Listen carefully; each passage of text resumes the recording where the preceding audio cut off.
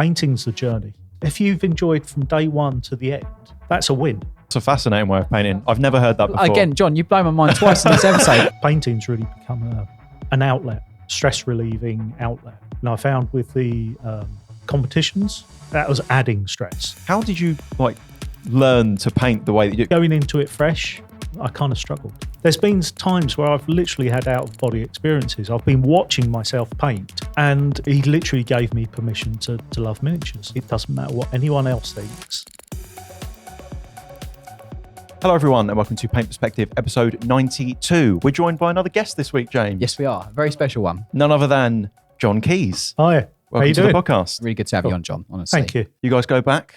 Yes. Well, I say I've known John for some time. Obviously, little kind of like quick segue. John was one of the judges for the very first inaugural IronSkull back in 2020. John's a prolific competition painter. Has done judging in various competitions, and yeah, he's just an all-round top chap. Thanks. Yeah, I mean, I did the first IronSkull, and that was great. Great experience. Still can't believe it's 4 years. 5 years. 5 years. 5 years ago. I know, time flies, doesn't it? Yeah, most certainly. That's crazy, actually. It's making me feel super old. Yeah. I mean, we'll get to IronSkull later in the episode, obviously. Yeah. For the listeners who aren't familiar with yourself, do you want to just give like a background on... Yeah, so I started probably 15, 18 years ago, picked up one of the GW painting sets for my son. And he was into Warhammer, and I painted, and within a week he was like, I'm bored with it. And I'm not. I'm really enjoying painting them.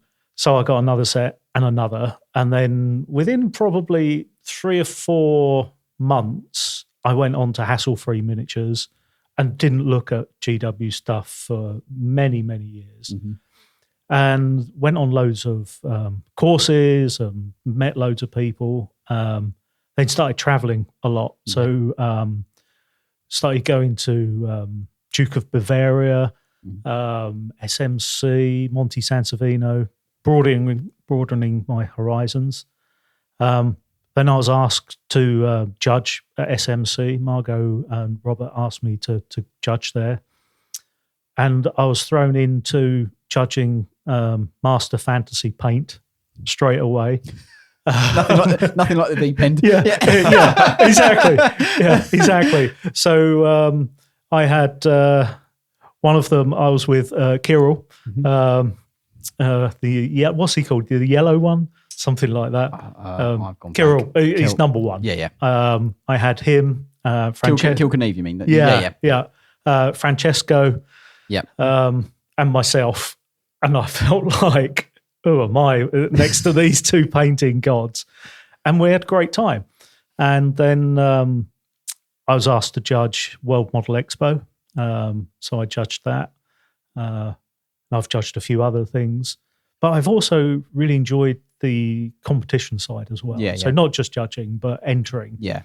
And over the years, that's the necessity of entering has changed, or the reason for entering has really changed for me, from wanting the accolades and the recognition and, wanting the hardware, through to the competitions being an outlet for people to see my work. Yeah.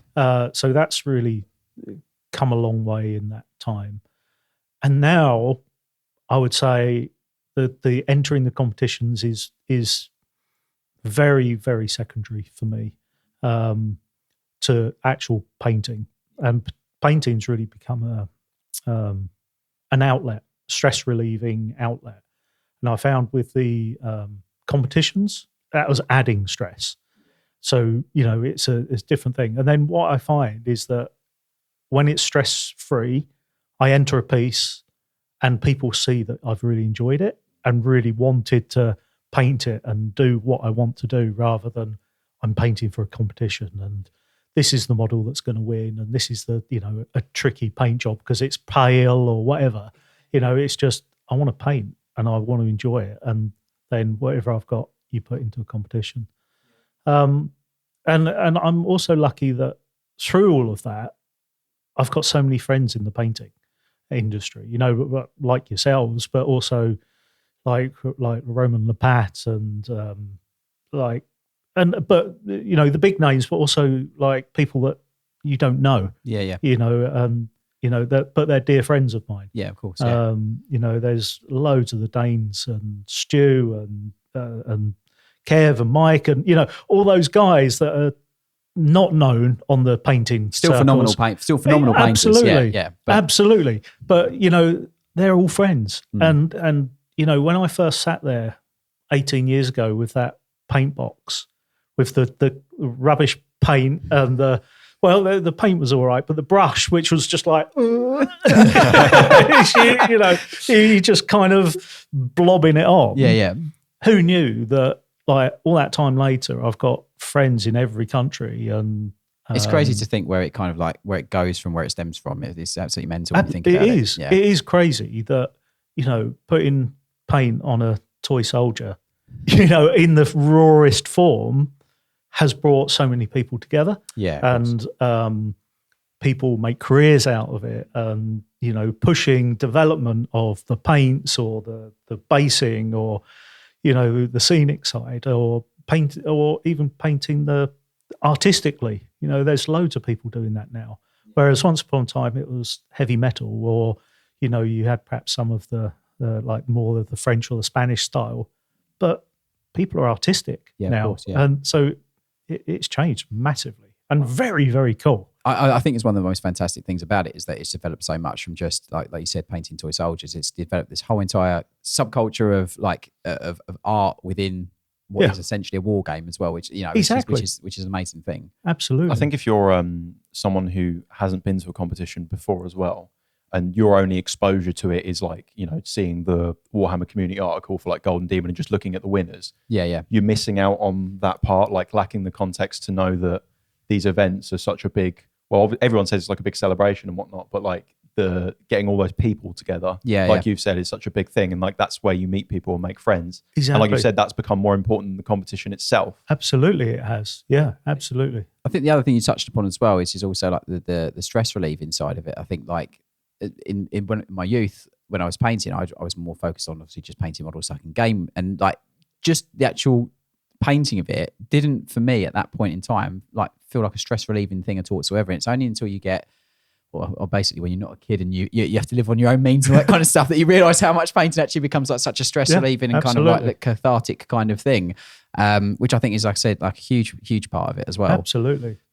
You know, my day job, I'm an engineer. Mm-hmm. You know, I design satellite spacecraft. You know, wow, okay, proper rocket we're gonna have scientist. to dive into that a little bit more if we can. There's the title, Rocket Scientist explains how to win your first miniature painting competition. Yeah, well, it's not rocket science, no. but you know, I've come from that. I'm ruled by my head. You know, that's very much how I am. But when I get into like the painting, there's been times where I've literally had out of body experiences. I've been watching myself paint, and from an engineer, that's like weird. That's properly like, what's going on here? But, you know, you're in this flow state where you're doing things so repetitively over the years. You know, I almost paint every day. You can watch yourself doing it. It's just bizarre to come from that like engineering nuts, bolts, washers kind of background to have something as creative as what we're doing. Taking you away from that day-to-day life. Do you feel like that's perhaps why it's such a great outlet for you? Because I don't know anything about engineering personally, but I'd imagine the yin and yang of like very like rules-based, you know, binary things have got to be like this and correct, to the creative, artistic style. And I love that juxtaposition between the two. You know, the paint, there's no rules. You know, if you want to paint it, I don't know, one colour or multiple colours or whatever you want, you can. There's no one saying you can't do that. You know, there are some rules about contrast and what looks good, but you don't have to paint like that if you don't want to. No, exactly. And, you know, some of the nicest pieces I've seen in the last few years have broken those rules. You know, you think of what Tue's doing in Denmark, or Jamie with his like colours, and, you know, it's just amazing what people are able to push, which aren't conventionally seen as this is good painting. Yeah. You know, and that I really like. Do you want to learn how to become a better miniature painter, improve your skills, and have the best looking army on the tabletop? Well, now you can with the Siege Studios Patreon. You'll gain instant access to our catalogue of over 350 easy to follow step-by-step tutorials covering a huge variety of colour schemes, painting styles, and techniques, with everything from beginner-focused foundation tutorials to full character masterclasses. Plus, with the team adding new lessons every single week, you'll never run out of techniques to learn or skills to improve.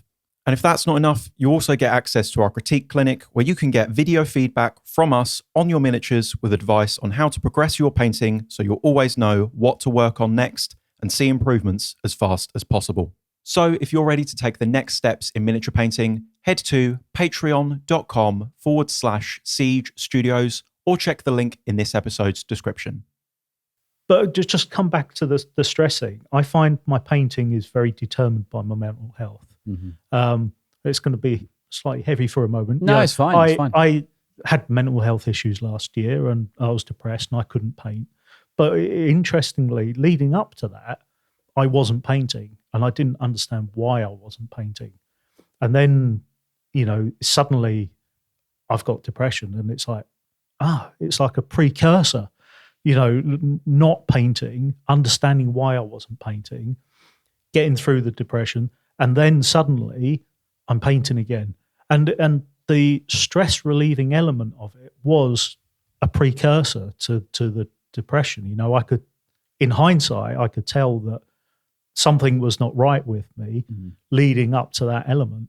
So, I think there's more to painting that just meets the eye, I think. No, definitely. For me, it was a precursor of depression, but also it's a sign of coming out of that. The day I picked up the paintbrush after all of that episode was like, I'm getting better. Yeah. I'm able to pick up a paintbrush and be creative again.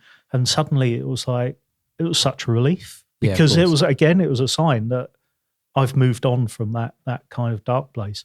Yeah. So, that was, a cool kind of experience. Very difficult, of course, but it showed how important painting was to me. Well, I've got to say, I think that miniature painting for all of us, and I think I can speak quite openly for lots of people in the industry. It's like, it is this thing which it is an amazing thing that allows you to deal with things that happen in your so I don't want to say grown up life, but it allows you to then deal with those things, and also it's there as something to not have to think about them.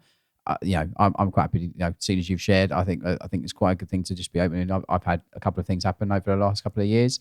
I had a bit myself, obviously, where I needed it, and it helped me massively with that. Yeah, absolutely. I think everyone can relate to that to a degree, and I think it's an amazing medicine for a lot of people. 100%. But one of the things that I also noticed from what you said there is something that we've actually spoken about previously. It's I think when a lot of people are having stressful times in their life and painting isn't quite fulfilling what they want it to, they kind of get frustrated, because then that stops being an outlet for them. And I think it's actually quite a healthy thing to take breaks a lot of the time, because I think you can kind of, bring painting down with you kind of thing, and like ruin it for yourself by a lot of people. They're in a sad spell, or they're experiencing depression or other issues in their life, and they're trying to sort of force it. They're like, I'm not feeling motivated to paint right now, or I'm not feeling particularly inspired. And they kind of try to force it anyways, if like, no, this will fix me. And then they end up kind of resenting the painting. Exactly. And the last thing you want is to force yourself to hate it. Yeah. The whole point is to enjoy it and to love it. And if you're forcing it, change it somehow. Either stop it, or, if you're perhaps on a different tangent, if you're forcing a paint job and it's not working, you're trying to do a real pale color, and, which normally quite tricky, and it's not working, well, stop, and reevaluate what you're doing. And it's the same, if you're really hating painting because you're feeling low, or, there's a lot going on in life, take a break and then come back to it, and you'll love it. And, that's fine. I think because there's a bit of an obsession with like speed around the hobby, I think that leads to a lot of people having like fear of putting it down, especially for extended periods of time, like you said, for like up to like a year even. Yeah. But I think people forget that like it's always going to be there to come back to, no matter how long you leave it. Exactly. Yeah, that's right. And, ultimately, what does it matter if you leave it for 6 months? It doesn't. As you say, it's not going away. It's always there. And when you come back, you're given a new lease of life. Suddenly you feel that creativity again, and you're doing things that you perhaps wouldn't have done prior to the stopping. And I think the other thing you got to think about as well is during that break that unless you completely like separate yourself from every aspect of like miniature painting, because obviously miniature painting for me is not just the physical painting of the miniature. You see stuff online. It's an all-encompassing hobby, isn't it? You might have buy magazines. Like you're going to have friends that obviously maybe talk to you about what they're doing at the moment. So you're going to have some kind of aspect of miniature painting, not just the physical painting absolutely. of it. So like, unless you shut yourself off completely from it, you're still through osmosis of being surrounded by it, still involved in some way. But what I think I always talk about a fresh eye break. Like if you're struggling with something, like I'm not going to bring up the proverbial problem of Lycus again, but that's a perfect example. But for me, I had a lot of problems with it for various reasons, and I needed a substantial fresh eye break to then come back to it and then do it. But like having that in general for your painting as well can actually do wonders sometimes. Because absolutely. You can come back to it and be like, oh, maybe I haven't thought of approaching it in this way. That was a problem I had with it, but if I deal with it this way and have time to digest and think about it, it actually means you start it again, but on a better start point. Does that make sense? Yeah, absolutely. It does make sense. Coming back to something with fresh eyes is perfect. Mm. When I first started work, my mentor at work, I would produce a drawing, technical drawing, and say to him, there you go, it's ready for checking. And he would say, look, before giving it to me, put it on your desk, go to the toilet for half an hour, come back, look at it, and then with fresh eyes, and then give it to me. And that's kind of, in a micro scale, what we're talking about. Exactly. Just coming back to it with fresh eyes. Yeah. It's something I've experienced in other hobbies, actually. So, for example, I'm into music. That's sort of my background. And I was doing it, I'd done music at university. I was doing a degree. I was in loads of bands. It was like guitar was my life. Music was my life. And then I kind of put it on the back burner for the Warhammer stuff and the miniature painting stuff. But having break, I don't, like James said, I don't completely close it off. I'm still listening to music actively. I'm still watching like guitar videos on YouTube and stuff. And then when I come back to it, I feel fresh, because when I sort of, hung the guitar up, so to speak, I was at a bit of a sort of burnt out stage, and I was like struggling with creativity. But having those breaks and then coming now, when I pick the guitar up as a sort of recreational activity now on, once or twice a week, I feel in a completely different mindset, and it's just kind of this like playground rather than being something that I like have to do. And like you can get to that point with miniature painting where like you get in this like, habit of like, painting your army or your competition piece, and it's like, I've got to pick up the brushes tonight, and you're sitting down with purpose. Yeah. But then, sometimes you take a nice long break and you come back and like, oh, I'm just going to paint something for fun. Exactly. Exactly. Your mindset is completely different. But as I'm sure the results are completely different as well. Absolutely. And often you find what you paint is different. The model that you pick is completely different as well. People have safe zones. And I'm very still in my safe zone right now. I'm painting 54mm Nuts Planets figures, highly detailed, needs real precision, and that's my safe zone. I'm really, really enjoying that. And if I was to pick up like a large bust with loads of monster skins, suddenly I kind of struggle a bit, because that's not where I want to be right now. So the model also is really important for when you come back as well. It's nice to start with comfort zone and then start to push yourself a little bit more. But the other thing I wanted to say for me is that painting's the journey. Yeah. And I want everyone to feel that, because so many times where I talk to people at competitions or they ask me for feedback, they're so focused on the end product. And of course, that's what I'm judging, and which is what it should be. But, people have spent months creating that. And it's like, look, enjoy the journey. If you've enjoyed from day one to the end, that's a win. And that's really important. And people sometimes forget that they're there to enjoy it, rather than I'm producing something for a competition or producing an army or whatever. It's enjoy the journey. Yeah, definitely. Just to bounce the topic slightly, because you mentioned miniature choice. Yeah. That's one thing that, looking at your body of work, I was actually quite intrigued by, because typically most people in the hobby, it's very much Warhammer based, right? So I'm intrigued because, one, you said presumably you didn't paint like Warhammer as a kid and whatnot. No. So you said you got into it through, like, was it through a Warhammer set? Yeah, so it was the set where you got, like, I don't know, 10 paints, a brush, and some click together Space Marines. So how did you sort of transition from? How did you find these, like, other miniatures? Because for the listeners, like, you paint a lot of larger scale stuff and, like, fancy characters and so my all I knew at that point was Games Workshop, because it was in the shop. Yeah. And I didn't even know that. I mean, they were blue figures or green figures. It was like, oh, this is a Space Marine, this is an Orc. Okay, I'm learning this for the first time. And I was going into the local shop where I live, and the GW guy there was Jason. He was giving me a lot of encouragement, and I was buying the boxes. And then I was like, well, I want to get more into the painting. I tried a game of Necromunda, and it just confused the hell out of me. I mean, it was like... I can relate to that. Necromunda, the early one, was super. It was technical. It was a technical game. Exactly. Yeah. I tried a few games of that, and I was like, yeah, if there isn't like a controller and a shoot button, I'm done. So I'm like... your game's complicated when an engineer struggles with it. Yeah, exactly. The book was like an inch thick. It was just like... And then you start having to make weapons to put over their shoulders, and... I was like, yeah, I can't do this. But then I went on to, back in those days, we had the forums. It wasn't all just Instagram or Facebook. So I went on the WOMP forum and Platoon Britannica. And at the time, it was still very GW. But WOMP would have a monthly competition where this month we are painting... hassle-free, for example, or next month we're painting whatever. And I was like, I want to try that. So I got a couple of the hassle-free miniatures, and they're beautiful. They're really simple, but very painterly, if you like. You can really express yourself. And suddenly the world opened, because I'm no longer doing these blue things or green things or yellow things or whatever.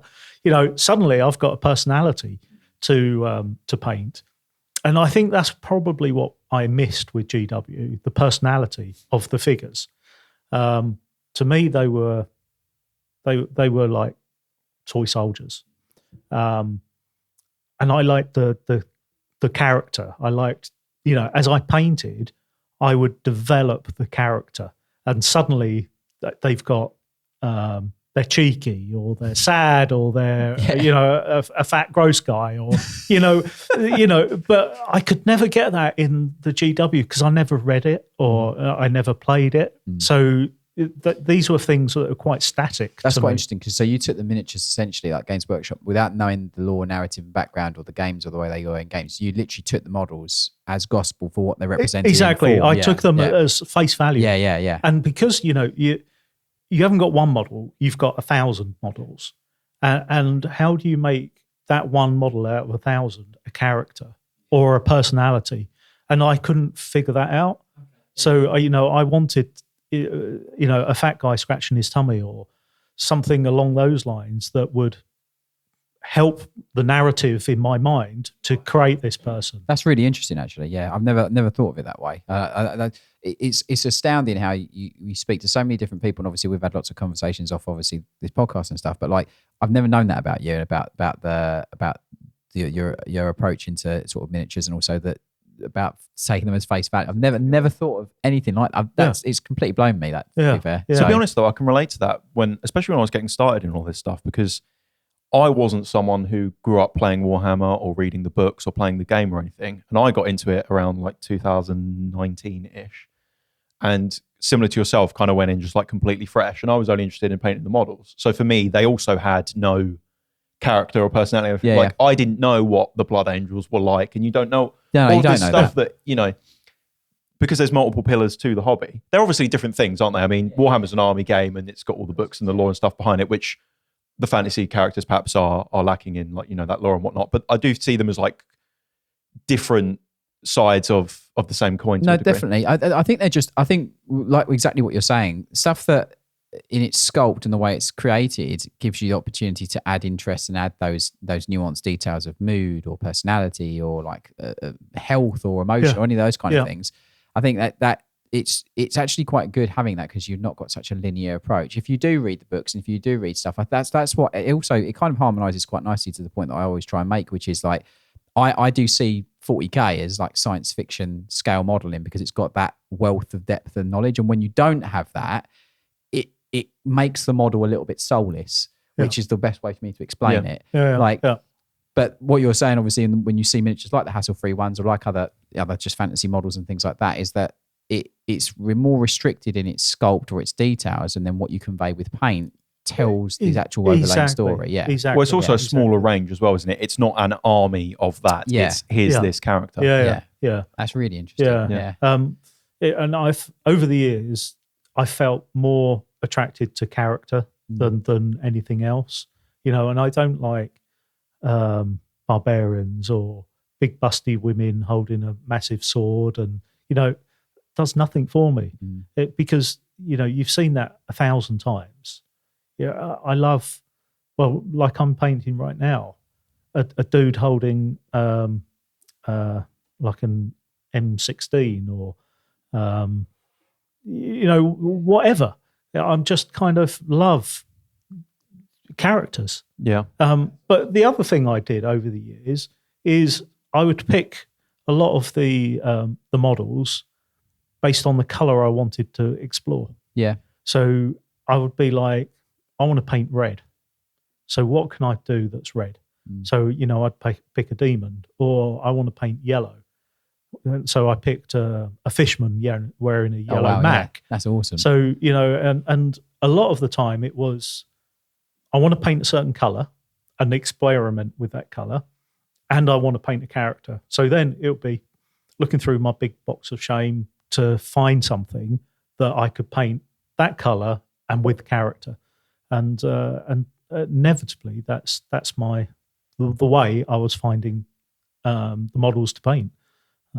That's a fascinating way of painting. I've never heard that before. Again, John, you've blown my mind twice in this episode. I never even thought, I want to paint yellow. What can I paint yellow? That's an incredible. I've never gone colour first. Because normally it's like you pick the canvas that you want to overlay the paint on, and you just flipped it totally and gone, I want to paint this colour. What can I use? I don't know why I've never thought of that. Well, usually you think about like colour choice as being a big part of the process of painting the miniature, but to think, I just want to paint, you know, blue, and then to pick a model around that's fascinating. That's and in fact, if you look through my history, there will be one predominant colour on every model, and that will be more or less the experiment. The experiment. That's incredible. I didn't even realise that. That's ace. That's really interesting. Yeah. Can I ask where like scale comes into this for you? So is it like happenstance that the figures you tend to paint are slightly larger, or is that kind of an important part for you in painting? No, not really. I've painted like literally kind of tiny, like smaller than 28 mil, through to 72 mil busts, and right now my comfort zone's 54. But I've painted plenty of things. Scale's not really that important, other than it's more the complexity of the scale. I think is more important to me. So if I was to pick up a 72 mil where you haven't got great swaths of empty flesh or something, and it's a bit more detailed, that would be fine for me right now. So yeah, it's more the model rather than the scale is perhaps more important. So for you, having something larger, it would be preferential for it to have more detail, so you haven't got to do something with like the empty space? Yeah, right now. But, you know, a few years ago, I was quite happy to pick up a big piece with loads of flesh and really get the nuances and the blending correct and all that kind of stuff. I just don't find it as relaxing right now. That nods into exactly what you're saying about it being a journey, because like any journey, it takes you lots of different places, and that's exactly what you're doing through what you're doing now. You've painted, like you said, more flesh, and now you're doing stuff that's. Well, I also love that how you caveated that by saying right now. Yeah, right now. It is right now. Yeah. Because there will be a time where I'll say I want to do something different. And I want to paint purple or something, and suddenly I'll find a big monster with a weird head that I can paint purple. It's. Yeah, there's something very freeing about that as well, because like you said, people kind of get locked in like the comfort zone, and you think like, I paint 32mm models, so why would I paint something larger? And people kind of get a bit fearful of that. But. Exactly. Yeah. And your techniques are transferable. Your mindset needs to change when you go from a 28 to a 72 for sure, because there's so much more to convey, and the light placement, not the light placement, but the intensity of the lights and the colors would end up changing. But it's the same technique. It's the same, brush and the same paints and the same method of, I wet blend a lot. I was wet blend on there, and then perhaps I'll wash with some colors. And I'd do that on a 28mm as well. So, your skills are transferable. It's the mind that needs to change from something small to something big. Suddenly it can be daunting. And as I said, right now, that's not where I am. But it could be in a year's time, or my next miniature. Who knows? I'll just see how I feel. Do you remember the first time you painted something larger than the figures that you were painting at the start? I started. I did a large scale 75 kind of marine guy. I think Alfonso sculpted it, and suddenly it was like, oh, this is different. And I was painting properly red for the first time, and red's really tricky to prevent it looking pink. That was like, that was a discovery, because it was like everything felt different. And then I kind of went back to the principles of what I'd been doing at a smaller scale, and stuff started to come together where, I was trying to paint red into a highlight, and I was getting myself into trouble and not work. It wasn't working. Then suddenly it was like, well, if I was doing a 28mm figure, I would glaze over the top to bring back the color. And I did that, and suddenly it was like, oh, it's the same, but different. But going into it fresh, I kind of struggled. But you learn, it's you try it, and you discover, wow, actually, I can do this. Yeah. After scratching your head. Waking up in the middle of the night saying, why doesn't it work? We all have those moments when you've got a stressful paint job. Exactly. To stay on your earlier painting then. So, you said you got into all of this through like your son wanted to paint miniatures. Yeah. How did you like learn to paint the way that you do? Because you're a fantastic painter, and you've obviously, like you said, you entered all the competitions and stuff.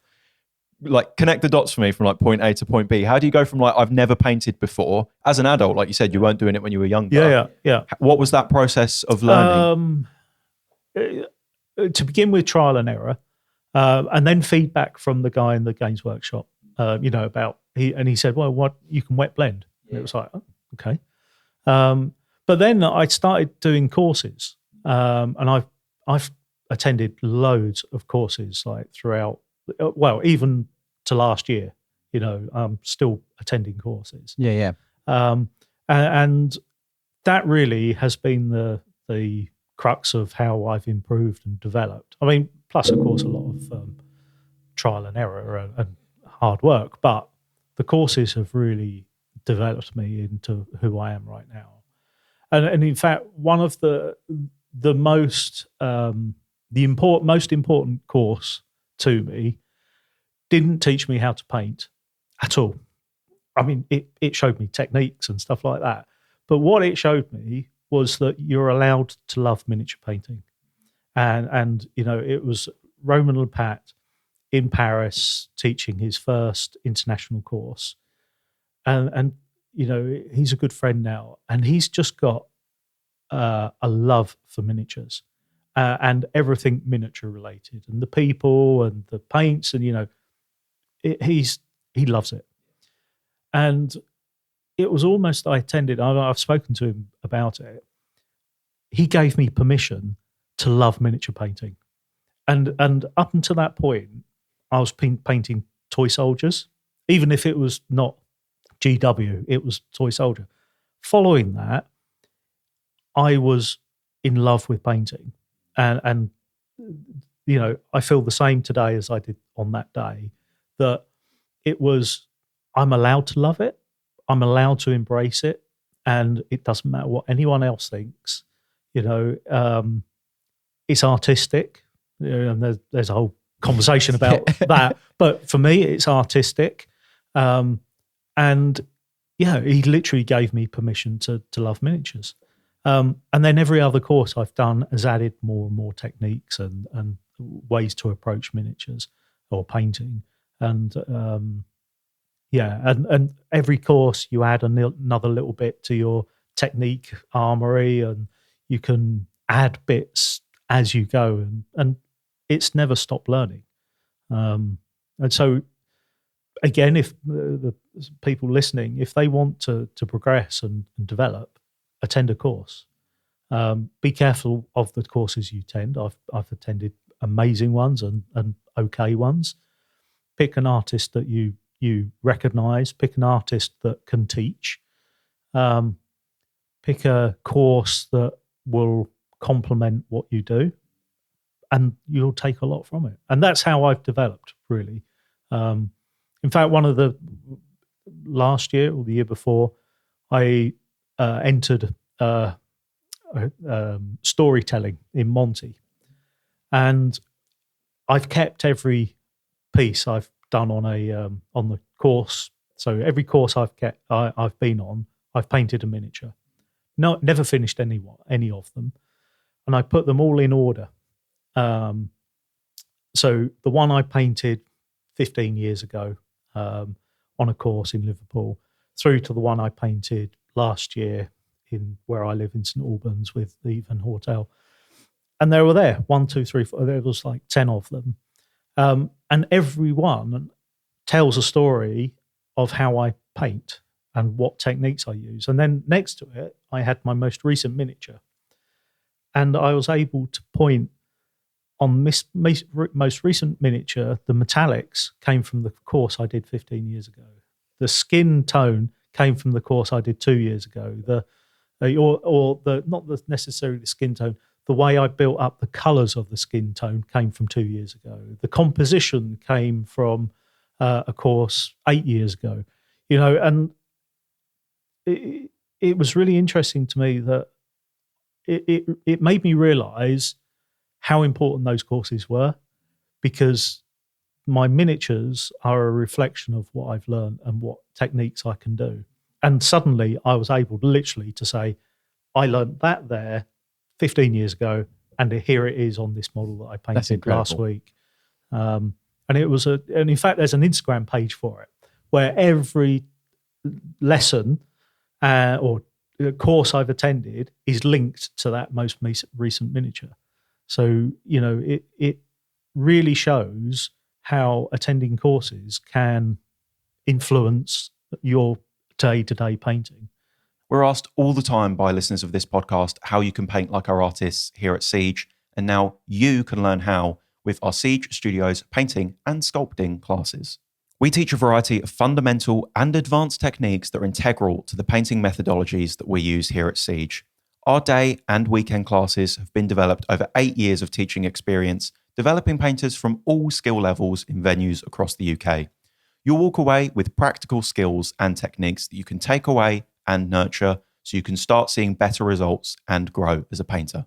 To book tickets to your local venue now before they sell out, head to the link in this episode's description or go to siegestudios.co.uk/shop. I find it really interesting that you're still attending courses, being as proficient as you are.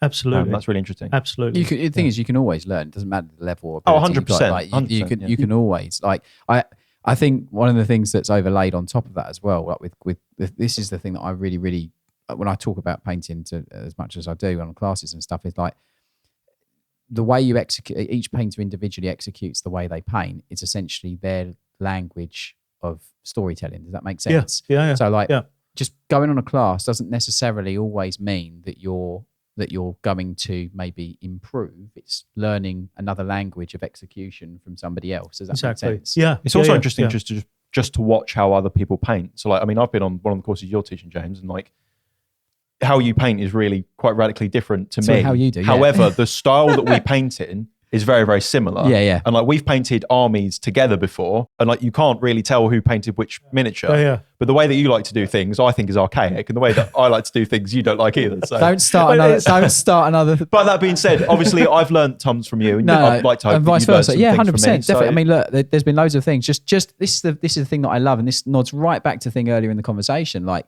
painting doesn't just have to be the physical execution of it. Like, look, we're sitting here talking about painting, and just in this conversation, I've already learned things about John that I didn't even know. Do you know what I mean? Yeah, like, exactly. There's loads of things that you can learn from other people that do what you do, the way that they do it, that adds and complements what you already have. Like, you're like, you can always learn. Doesn't matter how many awards you've won. Doesn't matter how many things you've done. You can see something, and you like.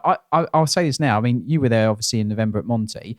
Monty for me was like I've been to a lot of different conventions and painting competitions and stuff, and I'd never been to Monty, and I'd heard everybody banging on about it. I felt like wet behind the ears newbie going in an environment where everyone was like insane, like absolutely insane. The level of execution, the rendering of stuff, the refinement, the quality, the artistic expression. It was like that thing that you said about falling in love with miniature painting. When I went there, I fell in love with miniature painting all over again because of all the stuff that I saw in those rooms. I was like, this is insane. Like it was like, I was like getting attacked visually constantly by stuff that I was like, oh my God, that's amazing. That's amazing. That's amazing. And it's exactly the thing we talked about. You see all these different languages of execution that people do. And you're like, how have they done that? How that exactly. That's and that's one of the most amazing things about it. And this is without even picking up a brush. Yeah. So like, I genuinely agree with it wholeheartedly with what you said. Like going into as many classes as possible from as many people that you like what they do. I would do it all the time. Absolutely. And just come back with what you're saying. Your end product is the same, but the way they get there is different, and that's the journey. Yeah. You take a different journey to you, and you can get to the same place. Yeah, exactly. And if we were concerned about the same place, how boring would life be? Yeah. It's how you get there. Yeah. That's lovely. 100%. And maximizing that enjoyment as well, because forcing yourself to do what other people do because you think it's like correct or whatever, when you don't enjoy doing that, is senseless. Yeah. Because absolutely. the whole thing for me personally with the hobby is like just having fun and enjoying painting. Right? 100%. So however you choose to do that should be the important thing. Exactly. Yeah. Exactly. And it's lovely to hear that you fell in love in I did. Monty. And 100%. I was like a kid in a sweet shop, John. Honestly, like I was literally walking around. He came back giddy. I came back and I was like, I had like the most like amazing weekend. Like I said this to George, like literally, I took my stuff that's like I paint like in a box art, heavy metal style. That's how, and I know what I had the assumption that Monty was this thing that like my stuff wouldn't even like scratch the walls. You know what I mean? Like, so to go there and be immersed in all the stuff that I saw and be fortunate enough to get something, I was like, that's crazy. But the real win for me, relevant of as much as I'm sorry, Francesca's watching this, but as much as the coin does mean a lot to me, what actually means something to me is everything that I saw, everything I took photos of, everything that gave me inspiration for other stuff that I want to try and do. Like that for me is the victory, not the. And I don't want to devalue the fact. No. But that's the thing that everyone can have by going. Exactly. The best part for you was the bit that everyone got, regardless of how they did. Exactly. In the 100%. Yeah, 100%. Which is why when we talk about competitions, irrelevant of what competition it is or whatever, like simply going. If you like painting, simply going to watch and to look at stuff is a good enough reason to go. Yes. Like people think, oh, it's a competition, I've got to be a good painter or I've got to enter the competition to go to. That's not the case at all whatsoever. Like go to look at stuff for inspiration. Like, Well, and of course the other thing is go and enter and ask for feedback. Well, yeah, there's that as well. There's the thing, as a judge, what I struggle with is I look at everything. I mean, as you would expect, I literally study everything, but everything looks so cool to me. That, and it's like, oh man, that's cool. And I then have to take a step back and then say, well, I have to judge it. And I can't just judge everything as it's really cool. You have to then really study the techniques. And then when someone comes and say, well, can you give me a bit of feedback about this? I'm able to, because I've had to kind of go beyond it's the cool factor, and say, well, okay, you're only using, a certain boundary of light, from you're using 60% of the full range perhaps, or these two colors are just not working together, or whatever the feedback is. But then I say to him, but it's really cool. Yeah. And ask for feedback and get that. But as I say, personally, it's difficult. Well, not difficult. I have to consciously step back and say, I need to look at this beyond its cool factor, because everything's cool. Yeah. We'll obviously get more onto your judging in a minute, because as we said at the start of the episode, you're going to be one of the judges at IronSkull this year, which for the listeners who might not be familiar is C Studios painting competition. That's correct, yes. Which will be taking place very, very soon. Actually, should we run the quick video trailer? Yeah. So if you haven't seen it yet, we're going to run that now and it'll tell you more about it. IronSkull is coming back in 2025, even bigger and better than ever before. The hugely successful debut of IronSkull was held in February of 2020, which showcased miniatures from over 350 entrants travelling from all around the world. IronSkull was rooted in an ambitious idea to create a competition for the miniature painting community. Its aim is to reduce all barriers for anyone wanting to start their journey in the competitive painting scene. Since the first IronSkull, we are continually asked when the competition will return, and that time is now. So this is the Brentwood Centre. This is where IronSkull is going to be held on Saturday, June 7th, 2025, and it is an absolutely vast space that we're going to be able to do all the things that we want to do at IronSkull on the day. And we're also going to have public entry, so if you want to come down and have a look at all the fantastic miniatures in the different categories, you can come down and have a fantastic experience. So here's everything you need to know about IronSkull 2025. Every category at IronSkull will have a bronze, silver and gold award. On top of that, the best in show will also have the IronSkull trophy. Along with that, we have Warboot, which is a massive wargaming boot sale with loads of independent traders, with loads of bargains and things for you to check out. We also have loads of retailers that are going to have their own independent stands, selling their products and services with lots of things for you to check out. On top of that, we're also going to have caterers, food. There's also going to be some classes and some demos going, so you can check those out and learn a bit from us. We're incredibly excited to bring back IronSkull in 2025. To find out more and book your tickets now, head to ironskull.co.uk. We look forward to seeing you at the competition.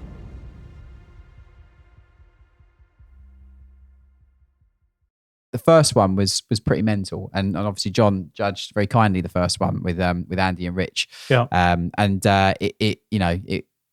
was really happy with how it was as a comp. Obviously we're not doing it in London anymore; it's outside of London now. But yeah, I think that was a great sort of like soiree into doing it as a company, and I really want to improve upon it and make it the best it physically can be. I think that's what I'm really excited for, actually, is like some of the stuff you've been speaking about throughout this recording that's something that I've lacked so far in my miniature painting journey is events and competitions. Right. So the only actual miniature painting event I've ever been to was Warhammer Fest in, I think it was 2021, 22, whenever it was, the most recent one. Right.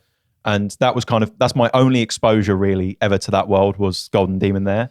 But James got so excited when he came back from Monty, and then there was obviously MPO and Salute and all that stuff. I've not really been to any of those, so IronSkull this year for me is like my first real dip into that world, and I'm really, really excited for. Obviously, I'm going to try and enter the staff category. Staff category, But just being surrounded by the miniatures and taking it all in, and I'm going to make a real conscious effort at the event to try and speak to people and painters that I like and try and take in everyone's work. That's the best way. Talk to people and see what they've produced and talk to them about what makes them tick and what they enjoy.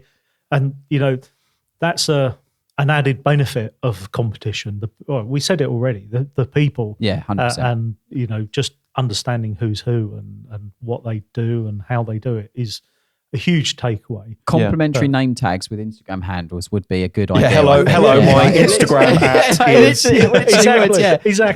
Yeah. I mean, there's so many people where I know the name, I know the the account. Insta. Yeah. I've got no idea it's the same person. I have no idea. No, So exactly. what would your advice be for someone, as you're a judge obviously, what would your advice be for someone who is entering the competition, either if it's perhaps their first competition they've ever painted, which we know from speaking to this community it will be for a lot of people, or even perhaps for some seasoned painters as well?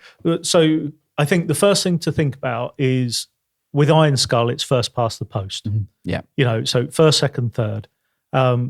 And because of that, there are many people that would normally win at a open category that aren't going to win. Mm-hmm. So in other words, don't get upset if you don't win. Yeah. And that's an important thing. If you don't win, it doesn't mean that you've painted badly. No, of course. So I would say, don't worry if you don't win. The attending, the feedback, the enjoyment of being surrounded by your peers is the important part. Yeah, 100%. I think the only thing I would want to tack onto that, because I think you've nailed it perfectly, is that I've always seen competitions. I was very guilty when I first started about wanting to enter to win, which I think everybody, when you think of competition, everybody does think that. It's got to be where everyone starts to a think, degree, exactly. I think isn't so. it? I think really, it was only until, I can't remember who said it, but someone said in passing conversation, again, in one of these amazing conversations that you have at events, like, I see competitions as like a celebration of everyone's work. Yeah. And that kind of like lit a massive light bulb above me. And I was like, that's like an amazing way of thinking about it. Everyone sits at home at their desk, painting this thing for this event, pushing for months and months, yes. pushing as hard as possible. Yeah. You get to the event, you release it into the wild of the competition, and you're done. And the release of emotion and everything, it's all done. It's in the cabinet, etc. And that's really, for me, what a competition is. And that, nodding back to, as I said, Monty, not to bring it up again, but like that was like that, but turned up to 11. So like, that's why I always see competitions as now. And like, you're quite right. Like, I think if you're focusing on the victory, I think that it's not that that's wrong, because it's not really wrong or right. But I think it's, if you set your expectations so high, you're only setting yourself up for a potential downfall. Exactly. Whereas if you just enjoy what you paint, enter it with confidence, knowing that you've painted the best thing possible, and then enjoy the whole entire event with looking at amazing stuff in the cabinets, talking to amazing people, getting feedback, all that kind of stuff, that gives you a much better overall absolutely. Overall thing. And you mentioned a minute ago, people have spent months painting this stuff, and you post it on Insta, and it's like a instant gratification. People look at it for 20 seconds and like it or if not. you're lucky. If you're lucky, and move on. If you're really lucky, someone will say, "Oh wow, that's cool." Yeah. Well, you go to a competition. It's my job to study what you've done. Yeah. It's my job to look at all the nuances that you've put in, all the hard work you've put in, and I'm not spending 20 seconds looking at that piece.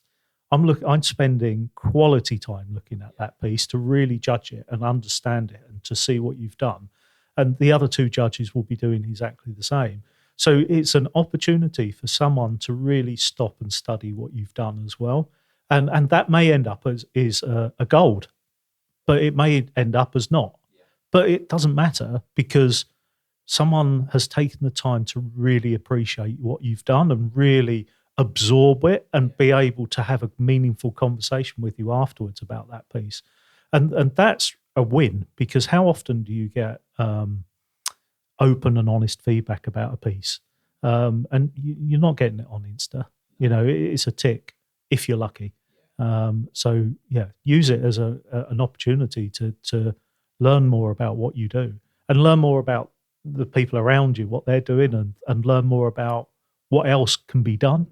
Because, you know, every time you go to a competition, you think, I hadn't even thought about that. You know, I hadn't even considered that you can have, I don't know, forced perspective or whatever. You know, it's suddenly your eyes are open to a new world that someone else has thought about, and that's really nice.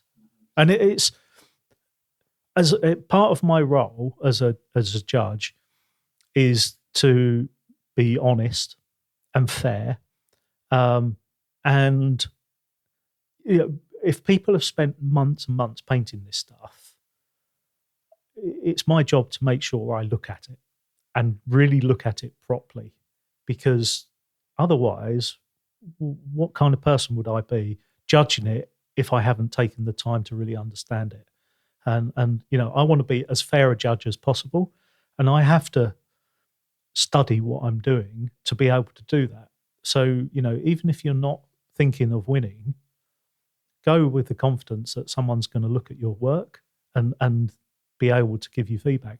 And the thing is, even if it's not me giving the feedback, it could be the person you stood next to looking in the cabinets. So I painted that, and what do you think? What works? What doesn't work? And you can have those conversations throughout the day, not just waiting for me or the other two judges to feed back. Yeah, definitely. I think one of the things I always tack on when feedback comes up in conversation, and I always like to say, is it's also, I think giving feedback is like an extremely kind of like, you should take it as a hugely respectful thing when someone asks you for feedback, because like, number one, obviously they've invested so many hours and months into the pieces or in things they've entered. But I think also giving the best feedback possible so that the person can decide upon or discern what they want to take from it. So what I mean by that is, I know whenever I've been asked or to do it, I always do factual and opinionated, which is something I always go on about. I think if you break it down into those two things, and I know I've said it on previous episodes before, but if anyone who's new, like, sometimes when feedback's given, you get this vomitation of information on your piece, and it's if you're obviously looking up to the person that's giving you it, or you think they're a better painter, or you value their opinion, or whatever the case may be, that puts that person in an area of privilege of like, oh, okay, well, I've got to give the best information I physically can. So if you break it down into your opinion and what's a fact, so the paint's rough there's a mold line there, this is hanging off the model, or you've done a red cape, but I would have done a green one. Like, if you're not discerning it into those two avenues, sometimes feedback can be taken in a way where everything is felt like it's gospel, if that makes sense. Yeah, and absolutely. Like, I think being able to give it and deliver it in that way, what that means is that person can interpret it at a very base level if they've never had feedback before and go, oh, they prefer red, but I've left a mold line on the model. Does that make sense? Yeah. I think absolutely. that just helps. I think if someone hasn't necessarily given you feedback in that way either, and maybe you're a bit reactionary to like what they've said, I think stopping and taking a second to analyze their feedback and put it into those two categories yourself kind of allows you some breathing room to say, okay, they've said this about my piece, I disagree with it, or I agree with it, whatever. But just stop and putting it into those categories, even if it's positive as well, because you might say, oh, they've given me amazing feedback, but everything that they've said was quite opinionated and it wasn't actually very helpful because it wasn't very factual. Or, they've said some negative things and you go, okay, well, that was quite factual. And while I'm a bit hurt by that comment, perhaps it's fair because it's factual and I can't really disagree with it. And putting it down to those categories so that you can stop and analyze what you should take from it and what parts maybe you can ignore and disregard, or maybe what parts you want to actually use on the next piece. It's definitely a two-sided thing. Like, it's not just, the onus is not just on the person giving the feedback to in my opinion, to discern it into those two things. It's also you as the recipient to be able to go, oh, that's their opinion. Oh, they've said I've not done this, and I can see that I've not done that, or that is that way. Do you know what I mean? Like, I think it's as long as it's a 50-50 meet on that basis, I think the whole thing is to get the most return for everybody involved. Exactly. Do you know what I mean? If you're giving feedback, you don't want to step away from the conversation feeling like you've absolutely trodden the person's painted into the mud. Exactly. And at the same time, if you're receiving it and you're getting a lashing because you've left mold lines all over it and everything, you also don't. I would hate for the person to go away and feel that what I've given them is like a really horrible feedback. Does that make sense? Yeah, it shouldn't be a horrible experience feedback. No. Firstly, I think it's important for people to ask for feedback. Yeah. I don't want to come out of the blue and say, I'm going to give you feedback about this miniature, because that's an awkward, horrible thing to do. Yeah, 100%. So they need to want feedback to begin with. And then, as you say, it's about acknowledging the good points, and inevitably there will be a huge amount of good points about every miniature. And then it will be, as you say, either factual or opinionated, as to say, okay, but this is what I see. Either a mold line, physically it's there, you can't deny it. Or, these two colours are a bit, I'm not sure how they work, which is a bit opinionated, really. But that's a hard one, because colour theory Colour theory, there's it is a grey area, isn't absolutely. it? Because like that's the one thing that like I think because it is art. Again, I'm not going to bring up. It's true until it's not, isn't it? Because like sometimes there's something that breaks the rules and it's perfect, and people like it because it breaks the rules. You know what I mean? Like and that's the thing. I mean, like I'm not going to bring up the pile of sand in the Tate Modern again, but like the thing is like literally, like I think colour theory does have that kind of little bit of a grey area because you could say, okay, well the model's red and I've done a green cloak, it's a contrasting or complementary colour, but if that person wants to put on I don't know, a luminous green, luminous yellow cloak onto it. Okay, but colour theory wise, it might not be the best choice or whatever, but like it varies. Like, it varies from case to case. But I think that as long as you try and deliver it in the most easily readable way, I think that person's going to actually learn more from it. So, exactly, and as you say, it has to be positive. Yeah, it's no feedback should just be like I'm kicking someone in, because it's not right, because inevitably there will be good stuff on that miniature. There will undoubtedly be good stuff. I've never seen a miniature in a competition, and I've been to a lot, where I just think, that's rubbish. There's nothing about it I like. It's never happened. Even the beginners, like juniors, you look at it and you just think, that's fantastic. Yeah, you could do better. But my God, look at it. It's lovely. Well, it nods back to the thing you said about the journey. Like someone who's younger or maybe hasn't been doing it. I mean, youth and also time in actually doing it are no real different in my opinion. Like you've got someone who's very young who's obviously got into it, but their place on the journey of painting is very similar to someone who's randomly discovered models and gone into a shop, a hobby shop, Warhammer, whatever, picked up some models. Their position in the journey is very, very similar, and age is completely irrelevant, if that makes sense. So I think that you just have to always assess stuff, like you said, like for what's at face value. And really, like when you're giving feedback, like if you see things that are positive, they're the things that you want to use as like the fishing hooks. Exactly. To then make that person go, oh, well, you've painted the metallics on this really nicely. The red and the black is not as smooth as that. But if you do what you've done on the metallics on the red and black, then the model will look even better. Do you know what I mean? So you use the positive to offset the negative, and then that spurs them on to go, well, next model I'm going to paint the red and black better. And people, you can do that on your own. Yeah. I remember painting a Infamy miniature a long time ago, and it was a big muscly guy with his arm on the floor, and it was okay. It was nothing special, but it was okay. But there was one muscle on that model which was beautiful, which was like, I want to paint that muscle everywhere. And what is it about? And it was just like this tiny little muscle. What is it about that one muscle which I nailed and I didn't get everywhere else? And I really studied that one tiny muscle to understand what it was. And, that was me giving myself feedback and saying, I love that one bit. The rest is okay, but that bit, that's what I want to aim for next. Are there any examples of perhaps some feedback you've received through entering competitions that were quite valuable or noteworthy to you? That's a good question. Nothing that springs to mind other than I've ignored a lot of it.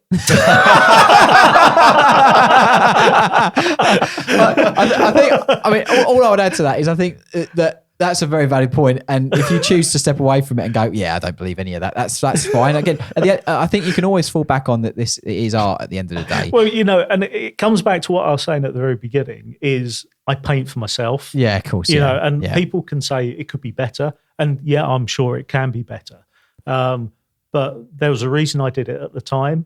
I may not paint it like that way again if I was to redo it. But and please give me the feedback. It's valuable. Yeah. But a lot of the time I'm like, it goes in one ear and out the other. Is that in part of why you've kind of drifted away from entering the competitions so much? Well, I enter still. Right. And in terms of it being like a focus for you. Yeah. I enter a lot, but the focus of winning is not there anymore. Yeah. You just want to be in the cabinet. Exactly. Yeah. Exactly. And if I win, I'm properly made up. Yeah, of course, 100%. Absolutely. When I won a couple of Golden Demons, I was like literally tears in my eyes. And it was like, my God, I've won these things. And I didn't expect to feel like that. But I've been in so many competitions where I've got nothing. as well. I think every competition painter will tell you that. Like they slog away for. Well, you only see when they win, don't you? Yeah, exactly. Well, exactly. Yeah. You know, and I was on a roll. You know, I was getting bronze, silvers, golds consistently, and then I went to Monty a few years ago, and I got nothing, like literally nothing, and I was like, I was devastated for about like 3 hours, 4 hours a day. And then I was like, what does it matter? It's a little piece of metal, you know, that I'll toss in a cabinet and forget about.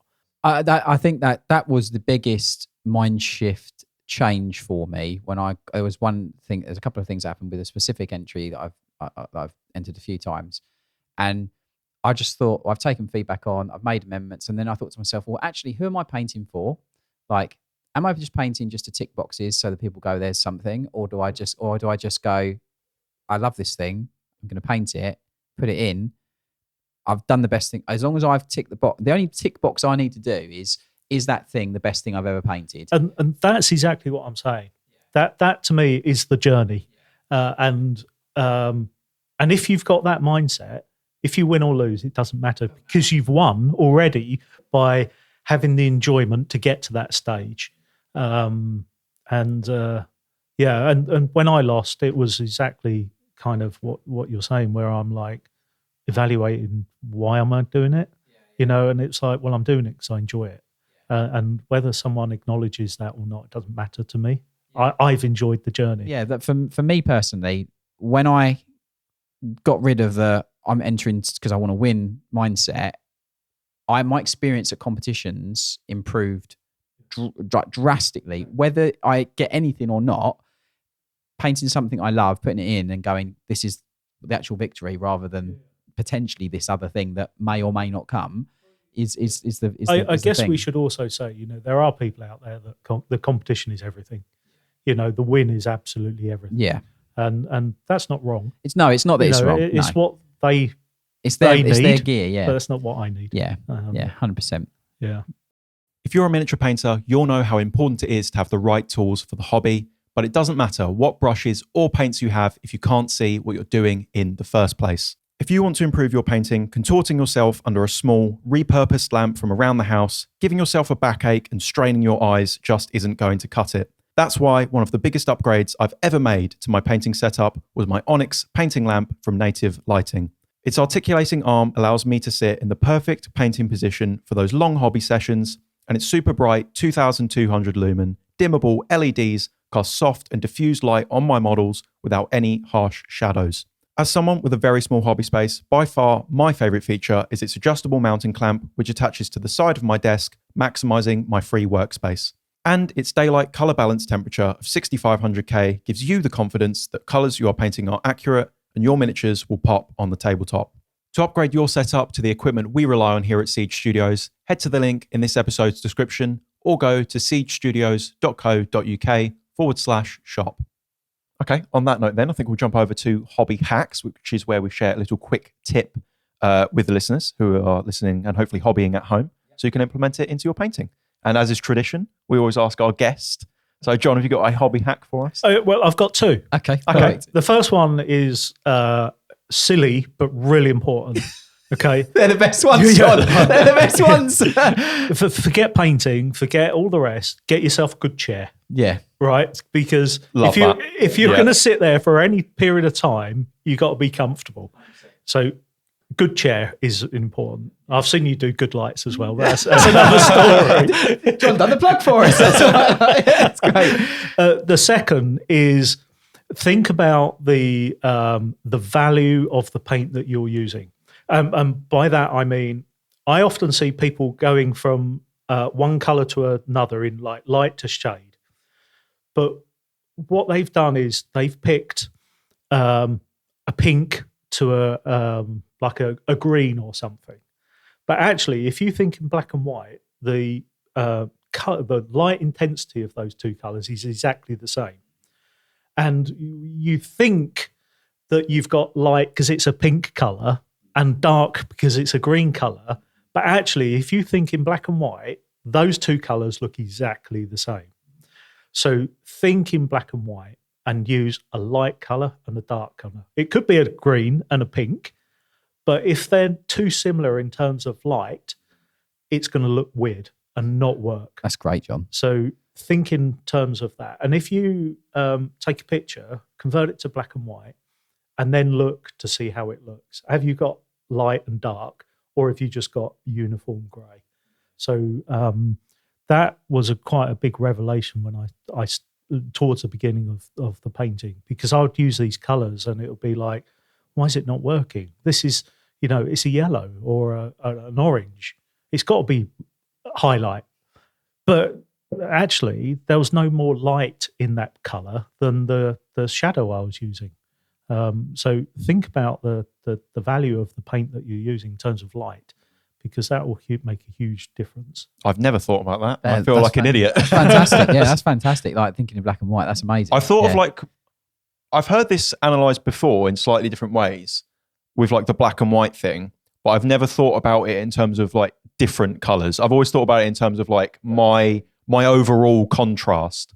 But what you said is really interesting about how you can have two opposing colours of similar value, and like instinctively you think like, well, they're opposing colours, so they're contrasting, but it's the light value as well. Yeah, that's really interesting. It's almost like a third dimension of it. Yeah, exactly. Trust the engineer to bring the third dimension to the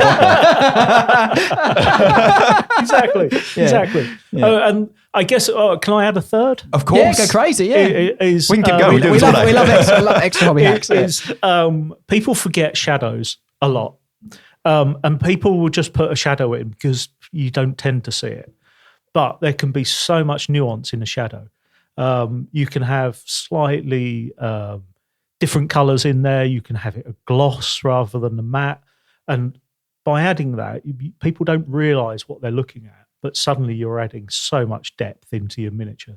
So don't forget shadows. Work with your shadow as much as your mid-tone and the highlight, because you can suddenly transform a miniature, especially using a bit of gloss in your in the shadow. That really can do a massive amount just to your miniature, just to do something a bit more interesting with that shadow. It's it's not just black or dark brown or whatever.